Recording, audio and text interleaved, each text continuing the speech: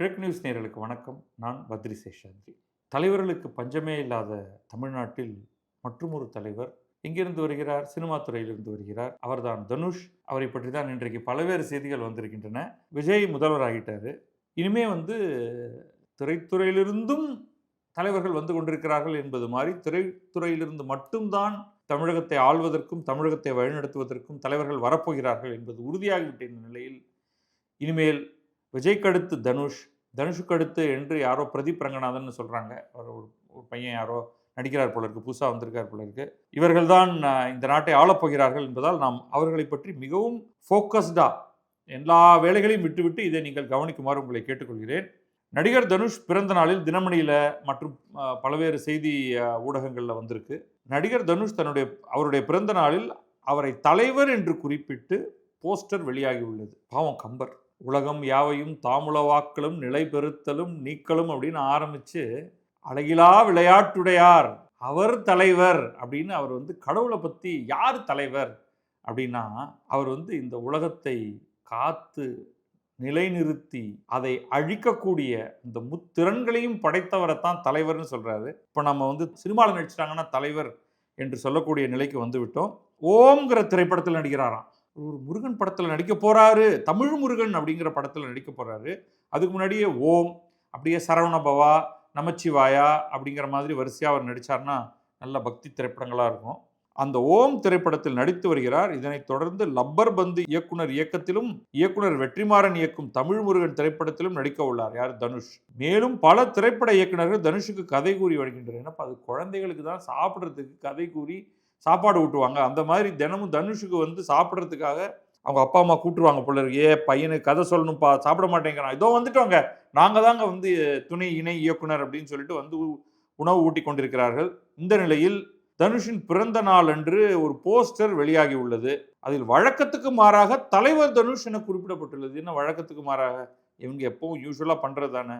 இந்த போஸ்டரை ஓம் இயக்குனர் ராஜ்குமார் பெரியசாமி பகிர்ந்ததால் பலரும் தனுஷ் அரசியலுக்கு வரப்போகிறார் என்று விமர்சித்தும் வருகின்றனர். இவங்களுக்கு ரூட் பாருங்க. அண்மையில் நலத்திட்ட உதவிகளை வழங்கிய தனுஷ். ஸோ நீங்கள் அரசியலுக்கு வரீங்கன்னா உடனே மக்களை கூட்டி அவங்களுக்கு நலத்திட்ட உதவிகள், தையல் மிஷின், கால் இல்லாதவர்களுக்கு ப்ராஸ்தட்டிக் லிம்பு, பரீட்சைக்கு ஏதாவது உதவி, ஸ்காலர்ஷிப், அது மாதிரி ஏதாவது கொடுப்பாங்க போல இருக்கு. அப்புறம் அவர் கருத்து சொல்லணும் பாருங்க. நம் ஒற்றுமைக்கு பெரிய சக்தி உண்டு, அதற்கு நோக்கமும் உண்டு. சும்மா வந்தோம், என்னை சந்தித்தோம், புகைப்படம் எடுத்தோம் என மட்டும் இருக்கக்கூடாது, போய் எனக்காக உழைக்கவும் செய்யணும் அப்படின்னு சொல்றாரு. உங்களை சுற்றி உள்ளவர்களின் இல்ல அப்படி இல்லை, ரொம்ப நல்லவருங்க. உங்களை சுற்றியுள்ளவர்களுக்கு சிக்கல்கள் இருந்தால் உதவுங்கள், அவர்களுக்கு நலத்திட்ட உதவிகளை செய்யுங்கள், அதற்கு எல்லோரும் கைகோர்க்க வேண்டும், நீங்கள் அதனை செய்வீர்கள் என்று நம்புகிறேன். என்னை இன்னும் வேகமாக ஓட வைக்கும் உங்களுக்கு நெஞ்சார்ந்த நன்றி. ஓம் நமச்சிவாய ஜே என தெரிவித்திருந்ததும் குறிப்பிடத்தக்கது. ஜே அப்படின்னா ஜெயிப்போம், வெல்வோம் அப்படின்னு சொல்றாரு. அவருக்கு இந்த கிரந்தம் தவிர்னு ஒரு குழு இருக்கு தமிழ்நாட்டில். எங்கெல்லாம் ச ஜ ஷ ஹ இருந்ததுன்னா அதை எல்லாத்தையும் சான்னு மாற்றிடுவாங்க. வேற ஒன்றும் இல்லை, ஹாவ காவனு போட்டுருவாங்க. அப்போ ஜே அப்படின்னா அவங்க சிச்சி அப்படியெல்லாம் சொல்லாதீர்கள், சே அப்படின்னு சொல்லு அப்படிம்பாங்க. நம்ம ஊரில் சே அப்படின்னா அதுக்கு அர்த்தம் வேற. சரி, நம் ஒற்றுமைக்கு நோக்கம் உண்டு அப்படின்னு வேற சொல்லியிருக்காரு இல்லையா. என்ன அப்படின்னு அது தினமணிலேயே விரிவாக வந்திருக்கு. அவர் ரொம்ப விரிவாக பேசியிருக்காரு.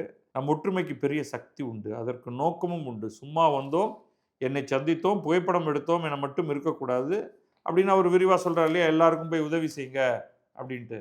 இது ரசிகர் மன்றத்துக்கு நோக்கமும் ஒற்றுமையும் இருப்பதாக தனுஷ் கூறியுள்ளது அவர் அரசியல் வருவதற்கான பேச்சு போல் தெரிகிறது என ரசிகர்கள் கருத்துக்களை பகிர்ந்து வருகின்றனர். சினிமாக்காரர் ஒரு சினிமாவில் நடிக்கிறாரு, அவருடைய சினிமா வெளியாகுது அப்படின்னு நீங்கள் மகிழ்ந்து கொண்டாடினீங்கன்னா அதை புரிஞ்சுக்க முடியுது. அடுத்து நேராக 2031 தேர்தல் அவர் தான் அப்படின்ட்டு. இதுக்கு நடுவில் ஜோதிட ரத்னா, அதில் அவருடைய பேர் என்னன்னே தெரியல, ரிக்கி ராதன் பண்டிட். அவருடைய ஆக்சுவல் பேர் வெற்றிவேலோ என்னவோ. அது எனக்கு முதல்ல இந்த ரிக்கி ராதன் பண்டிட்டுங்கிறவர் எப்படி நமக்கு வெளில தெரிய வர்றாருன்னா, விஜய் நான் ஜெயிச்ச உடனே தான் வர்றாரு. இவர் என்னடான்னா ஆஸ்தான ஜோதிடர், அவருக்கு ஆஃபீஸர் ஆன் ஸ்பெஷல் டியூட்டின்னு ஒன்று போட்டாங்க, ப்ரைவேட் செக்ரட்டரி அப்படின்ட்டு. அதுக்கு வேற ஒரேடியாக விஜய் கட்சிக்காரங்களும் ரசிகர்களும், ஆமாங்க அவர் அவர் அரசியல் செக்ரட்டரிங்க, அவர் ஆஃபீஸர் ஆன் ஸ்பெஷல் டியூட்டி இல்லை, பொலிட்டிக்கல் செக்ரட்டரி அந்த மாதிரி ஏதோ போட்டு கொடுத்துட்டாங்க. அவர் தான் அரசியல் ரீதியாக என்ன அரசியல் ரீதியாக இவர் போய் மற்ற கட்சிக்காரங்களெல்லாம் சந்தித்து பேசுவாரா? தனுஷ் அரசியலுக்கு வந்தால் திமுக, அதிமுக காணாம போயிடும். விஜயனா ஜோதிடர் ரிக்கி ராதன் பண்டிட் சொல்றாரு. அவருக்கு இவங்க கொடுத்துருக்கிற பேர் பாருங்க. முதல்வர் ஜோசப் விஜயின் ஆஸ்தான ஜோதிடரான ரிக்கி ராதன் பண்டிட் தனுஷ் ஜாதகத்தை பார்த்திருப்பதாக கூறியிருக்கிறார். மேலும் தனுஷ் அரசியலுக்கு வந்தால் இந்த சினிமாக்காரங்கள்லாம் வந்து ஜாதகம் போட்டு ஏதாவது புக்கு போட்டிருப்பாங்களா? எப்படி இவங்களுடைய ஜாதகம் எல்லாம் கிடைக்குது? இல்லை பிறந்த இடம், நேரம், தேதி எல்லாம் கரெக்டாக பப்ளிஷ் பண்ணிடுறாங்களா என்னன்னு தெரியல. இவர் அரசியலுக்கு வந்தால், தனுஷ் அரசியலுக்கு வந்தால் திமுக, அதிமுகவுக்கு என்ன நடக்கும் என்பதையும் இவர் கணித்து விட்டாராம். தனுஷ் ரசிகர் மன்ற கொடியில் ஏற்பட்ட மாற்றமும் அவரின் பிறந்த நாளையொட்டி ரசிகர்கள் நடத்திய இரத்த தான முகாமில் அவர் பேசிய பேச்சையும் பார்த்தவர்களோ இது அரசியலுக்கான வேலைதான் என்கிறார்கள். அந்த விழாவில் தனுஷ் ஒரு முறை கூட அரசியல் பற்றி பேசவில்லை. இருந்தாலும் தனுஷ் அரசியலுக்கு வருவது உறுதி என்று மக்கள் முடிவே செய்து விட்டார்கள். இப்ப என்ன ரிக்கி ராதன் பண்டிட் என்ன கணிச்சிருக்காரு அப்படின்னு பார்ப்போம். அவர் வந்து தனுஷ் அரசியலுக்கு வந்தால் திமுக, அதிமுக ஆகிய கட்சிகள் காணாமல் போய்விடும். அரசியலில் 2வது இடத்தை தனுஷ் பிடித்து விடுவார்.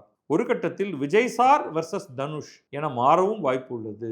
தனுஷ் ஜாதகத்தில் அந்த யோகம் இருக்கிறதா என நான் பார்த்திருக்கிறேன் என்றார். ராதன் பண்டிட் பேசியதை பார்த்த சிலர் விஜய் ஜோசியரே சொல்லிவிட்டார், அப்புறம் என்ன தனுஷ் அரசியல் களத்தில் குதித்து விட வேண்டியதுதானே என்கிறார்கள். ஆனால் சில தனுஷ் ரசிகர்கள் வந்து ஒரே அறிவுரையா சொல்றாங்க, ஐயா இந்த ரிக்கி ராதன் பண்டிட் சொல்றதை கேட்டு எந்த முடிவும் எடுக்க வேண்டாம். ஏன்னா விஜய் வந்து தலைமை பதவிக்கு வர முடியாது என்று சொன்னார். தலைமை பதவிக்கு வர முடியாதுன்னு சொன்னவரையே அவர் வந்து ஆஸ்தான ஜோதிடராக வச்சிருக்காரு. அப்போ சொல்லிட்டு அதுக்கப்புறமா மாற்றிட்டார் போல இருக்கு. இல்லைன்னா அவர் எப்படி பக்கத்தில் வச்சிருப்பாரு. அப்படி சொன்னவர் ஆனால் இன்னைக்கு விஜய் முதல்வராகிவிட்டார். எனவே எதையும் யோசித்து செய்யவும் என்கிறார்கள் ரசிகர்கள். அஜித் விஜய் எல்லாருடைய ஜாதகத்தையும் இருந்தாலும் பார்த்துடுறாரு. கல்யாண புரோக்கர் மாதிரி இருக்கார் போல இருக்கு பாருங்க. விஜய் தேர்தலில் போட்டியிடுவதற்கு முன்பு அவர் ஜாதகத்தை கணித்து தளபதி தலைமை நிலையை அடைவார் என தனக்கு தோன்றவில்லை என்று சொல்லிவிட்டாராம். அந்த வீடியோ கூட வைரலானது. இதெல்லாம் என் கண்ணுக்கு வந்து படல பாருங்க. அது யார் பார்க்குறாங்கன்னே தெரியல. ஆனால் அஜித்குமார் ஜாதகம் அமோகமாக இருக்கிறது. பல முதல்வர்களின் ஜாதகத்தை விட அஜித் ஜாதகம் சிறப்பாக இருக்கிறது. அவர் மட்டும் அரசியலுக்கு வந்தால் நிச்சயம் சாதிப்பார் என்று கணித்தவர் இந்த ரிக்கி ராதன் பண்டிட். ஆனால் அரசியல் பக்கம் போவது பற்றி யோசிக்க கூட செய்யாதவர் அஜித்குமார் என்று குறிப்பிடத்தக்கது. அவர் என்ன சொல்றாரு, நீங்க கவனிக்கணும், இந்த ஜோசியக்காரங்கள்லாம் ரொம்ப திறமையா, எனக்கு வேற சில நண்பர்கள் இருக்காங்க, இதை பார்த்துட்டு உடனே நமக்கு வந்து இதில் அடிச்சு விட்டுருவாங்க, அண்ணா இப்படியெல்லாம் ஜாதகத்தை ஜோசியத்தை எல்லாம் இப்படியெல்லாம் பேசாதீர்கள்னு. அவர் என்ன ரொம்ப கிளவரா அவங்க என்ன பண்றாங்க பாருங்க. அஜித்குமார் அரசியலுக்கு வந்தால், ஸோ அந்த இடத்துல அந்த ஆப்ரேட்டிங் கொஸ்டின் மார்க் போட்டுடணும். அரசியலுக்கு வந்தால் சாதிப்பார், அரசியலுக்கு வரலன்னா சாதிக்க மாட்டார். இப்போ எப்படி போட்டாலும் நம்ம ஜெயிச்சிடுற மாதிரி நம்ம சொல்லிடலாம். இந்த மாதிரி செய்தி போடுறவங்க என்ன பண்ணுறாங்கன்னா நம்மளை வந்து இதோட முடிக்க விட மாட்டாங்க, தொடரும் போட்டுறாங்க பாருங்க. இதற்கிடையே நடிகரும் தயாரிப்பாளருமான விஷால் கிருஷ்ணாவும் கூட அரசியலுக்கு வருவார் என்று ரசிகர்கள் பேசிக்கொண்டிருக்கிறார்கள். இன்னைக்கு தமிழ் சினிமாவுக்கு வரணும்னாலே ஒருத்தர் ஹீரோவாக வந்து டெஸ்ட் பண்ணுவாங்க இல்லையா. முதல் முறையாக வந்து ஏதாவது ஒரு ஊர்லேருந்து வந்திருப்பார்.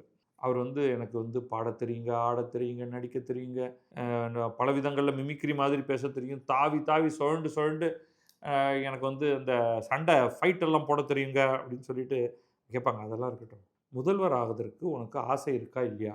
இருக்குன்னு சொன்னாதான் உன்னை நான் ஹீரோவாகவே எடுத்துப்பேன். உனக்கு இல்லை அப்படின்னு சொன்னால் நீ இங்கேருந்து இடத்த காலி பண்ணிட்டு போயிடு. Bloody fellow, if you can't become the CM of the state, நீ எதுக்கடா நீ ஆக்டிங்க்கு வர? ஏற்கனவே உனக்கு இவ்வளோ முன்னோடிகள் இருக்காங்க. எம்ஜிஆர் வந்து செஞ்சு சிறப்பாக காமிச்சிட்டாரு. அடுத்து வந்து விஜயனா வந்துட்டாரு. நடுவில் ஜெயலலிதா அம்மா வேற வந்திருக்காங்க. இதுக்காக தான் கஷ்டப்பட்டு வந்து மு.க. ஸ்டாலின் கூட சில படங்கள்லாம் நடித்தார். அது படங்கள் நடித்ததுங்கிற அந்த கொடுமையை விட்டுருங்க, அவரும் முதல்வர் ஆகிட்டார். இதை பார்த்துட்டு தான் வந்து உதயனாவும் வந்து ஒரு சில படங்கள், என்னென்னவோ படங்கள்லாம் நடிச்சிருக்காரு. எனக்கு பேர் தெரியல, ஏதோ வந்து ஒரு கல் ஒரு கண்ணாடி அந்த மாதிரிலாம் ஒரு சில படங்கள் நடிச்சிருக்காரு. நிறைய படம் ப்ரொடியூஸும் பண்ணிட்டார். ஆனால் அவருக்கு இன்னும் சான்ஸ் கிடைக்கல. அடுத்த முதல்வர் அவர் தான். அப்போ முதல்ல வந்து நீ படத்தில் நடிச்சிருக்கணும். இப்போ அண்ணாமலைக்கெல்லாம் வந்து சான்ஸே கிடையாது. அவர் சினிமாவில் நடித்தாலொழிய தமிழ்நாட்டில் முதல்வராவதற்கு அவருக்கு வாய்ப்பு கிடையாது. இப்போ தெரியுதா ஏன் உங்களுக்கு வந்து பாரதிய ஜனதாக்கெல்லாம் ஹோப்பே கிடையாது? நீங்கள் வானதி ஸ்ரீனிவாசன், நயனார் நாகேந்திரன் இவங்கெல்லாம் தமிழ் சினிமாவில் நடித்தாதான் வாய்ப்பு. இது வந்து சினிமாவில் சைடு ரோல் பண்ணுறவங்களுக்குலாம் கிடையாது. ரங்கராஜ் பாண்டே கூட அந்த மாதிரி ஒரு சினிமாலாம் நடிச்சிருக்காரு. அதெல்லாம் கிடையாது, அதெல்லாம் சேர்த்துக்க மாட்டோம்.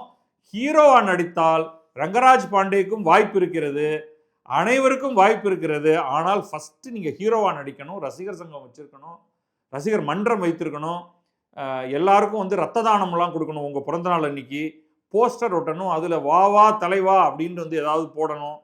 இதையெல்லாம் செய்து அடுத்து விஜயனா போல தனுஷ்னா முதல்வராகுவதற்கும், அதற்கு பிறகு வரக்கூடிய பின்னால் ஹீரோக்களாக வரக்கூடிய அழகான தலைவர்கள் எல்லாம் தமிழ்நாட்டின் முதல்வராக வருவதற்கும் என்னுடைய வாழ்த்துக்களை தெரிவித்துக் கொள்கிறேன். இன்னும் வந்து இவர் பாரை உயர்த்திட்டார் விஜயனா. அதாவது வந்து பேச தெரியணும், அதெல்லாம் எதுவும் தேவையில்லை. ஸ்கிரிப்ட் படித்தா போதும், அதுவும் எப்பயாவது ஒரு ஒரு 1 or 2 மினிட்ஸ் பேசினா போதும். ஸோ இன்றைக்கி வந்து எங்களுக்கு இல்லைங்க, எனக்கு வந்து சொந்தமாக பேச தெரியாது, கருத்துக்கள்லாம் இல்லை அப்படின்னா அதை பற்றி கவலைப்பட வேண்டாம்.